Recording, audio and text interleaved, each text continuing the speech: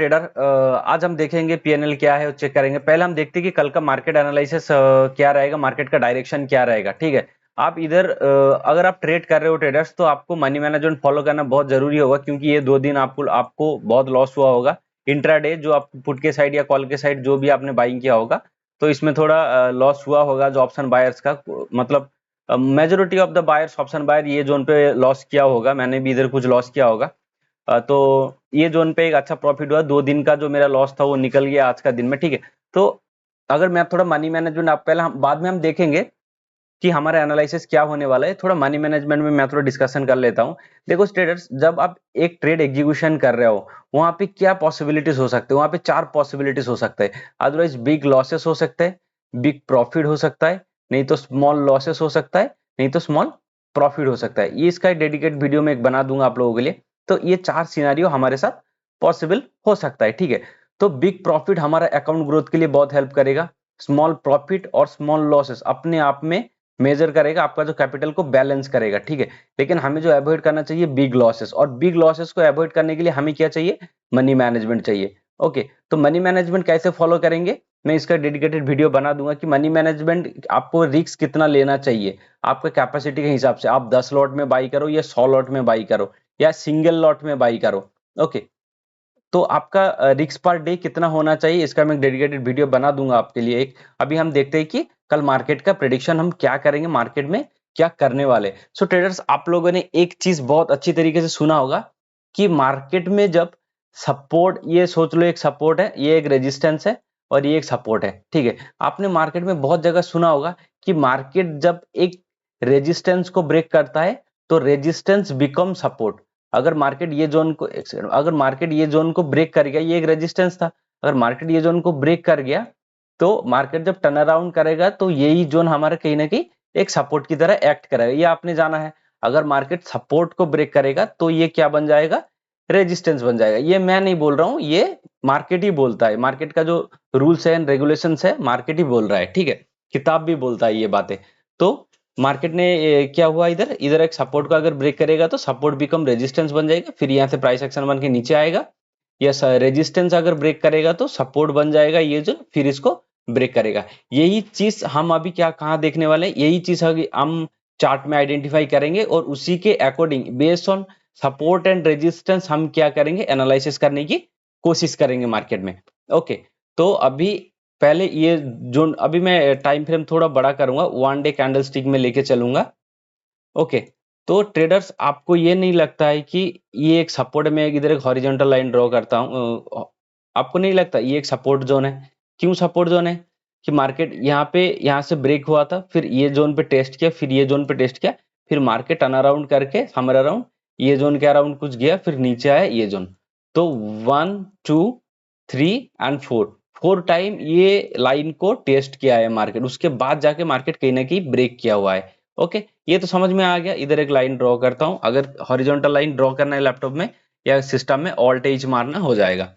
Okay, तो अभी कहाँ कहाँ से टर्न अराउंड हो रहा है? ये जोन पे मार्केट टर्न अराउंड हो रहा है। ये एक रेजिस्टेंस जोन है। प्रीवियस में कोई रेजिस्टेंस जोन रहेगा, मैं रेजिस्टेंस की बात नहीं कर रहा हूँ, ये सपोर्ट की बात कर रहा हूँ। ये एक सपोर्ट, ये एक रेजिस्टेंस था, रेजिस्टेंस बिकम सपोर्ट, इसका पीछे कुछ होगा लॉजिक। ओके, मैं बाद में आपको समझाऊंगा, ये थोड़ा वास्ट टॉपिक है। तो अगर मार्केट इधर से अगर ऊपर जाएगा तो मार्केट को कौन कौन सा सिनेरियो पे जाने वाला है? तो अगर मार्केट नीचे आएगा, ये जो 25,200 रापचिक मान लो, 25,200 एक सपोर्ट है। यहाँ से अगर मार्केट आके कहीं ना कहीं होल्ड करके अगर ऊपर जाएगा तो हम कहीं ना कहीं उसको बुलिश मानेंगे। ठीक है, तो 15 मिनट में चलता है, ये लाइन को हम इधर ही ड्रॉ करेंगे 200 190 ये जोन पे। ओके, ये हमारा एक सपोर्ट है। ओके, अगर मार्केट कल गैप डाउन खुलता है, अगर कल मार्केट गैप डाउन खुलता है तो फर्स्ट हाफ में एक सेलिंग हमें देखने के लिए मिल सकता है। क्यों देखने के लिए मिल सकता है? इसका पीछे का साइकोलॉजी समझिए ट्रेडर्स।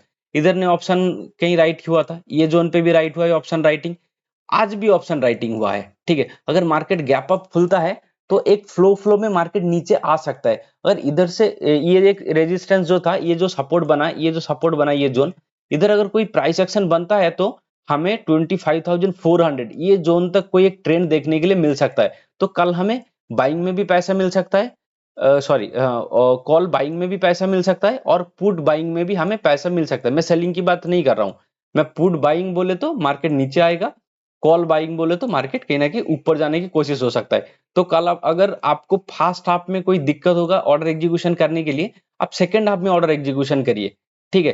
तभी ये जोन पे आके कोई ना कोई प्राइस एक्शन बना के ऊपर जाइए। मेरा आज कुछ पीएनएल 3157 है, ओके। एक ही सिंगल ऑर्डर एग्जीक्यूशन हो 112 11154 में मैं कहीं ना कहीं मतलब क्लोज किया है अपना ट्रेड को। तो मैं जो आपको मैं बता रहा था, एक सेकेंड, हाँ।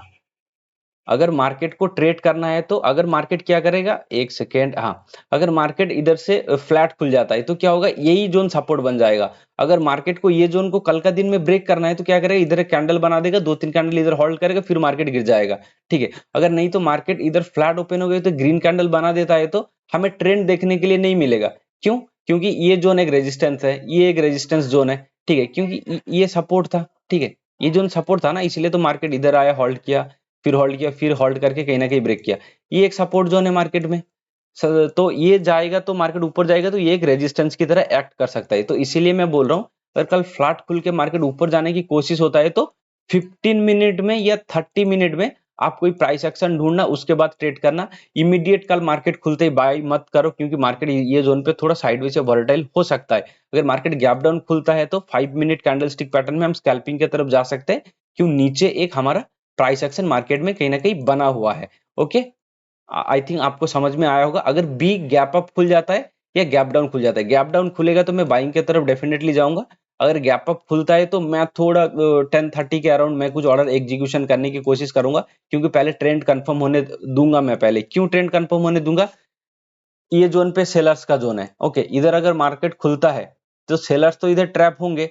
अगर वो लोग ऑर्डर अगर निकालने की कोशिश करेंगे तो मार्केट थोड़ा पुल अप होगा।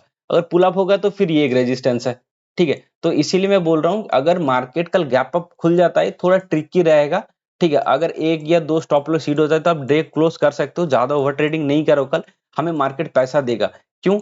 मैंने इधर एक लॉस किया, ये जोन पे लॉस किया, इधर एक अच्छा प्रॉफिट था, ये जोन पे मेरा अच्छा प्रॉफिट था, इधर भी अच्छा प्रॉफिट है। मैं अपना जो कैपिटल को मैं लॉस में कन्वर्ट करना नहीं चाहूंगा। अगर मार्केट लॉस ले रहा है तो स्टॉप लॉस के साथ मैं डे क्लोज करूंगा with money management risk per day के हिसाब से, ठीक है। मार्केट में एनालिसिस जितना इंपॉर्टेंट है उतना ही इंपॉर्टेंट मनी मैनेजमेंट है, उतना ही इंपॉर्टेंट डिसिप्लिन है, उतना ही इंपॉर्टेंट आप अपना इमोशन कैसे कंट्रोल करते हो। देखिए ट्रेडर्स, मैं आपको एक ट्रिक्स बताता हूँ। माइंड को कंट्रोल, अगर आपको कोई सिखाता है कि आप माइंड को कंट्रोल करो, तो माइंड को कंट्रोल नहीं किया जा सकता। मैं ये क्यों बोल रहा हूँ, माइंड को हैबिट्स देना पड़ता है। माइंड जो आदि है हैबिट्स का आदि है।